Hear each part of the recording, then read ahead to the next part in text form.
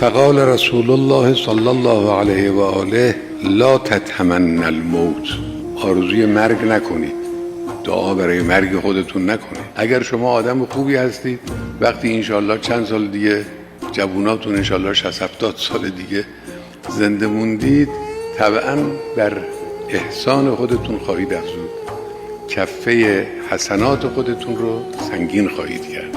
زندگی طولانی اگر زحماتی داره، مشکلاتی داره، خطراتی داره، این حزن رو هم داره که اگر انسان اهل احسان باشد، اهل تقوا باشه، کفه حسنات خودش رو روز به روز افزایش میده.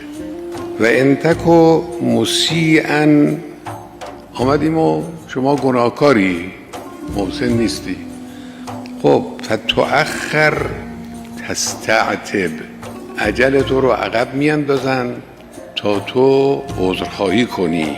تستعتب همین که در دعاها از لکل قطبا، یعنی عذرخواهی کردن، معذرت خواهی کردن. تغییر میفته عمرت، این فرصت وجود داره دیگه که انسان عذرخواهی کنه. مرگ رو آرزو نکنی.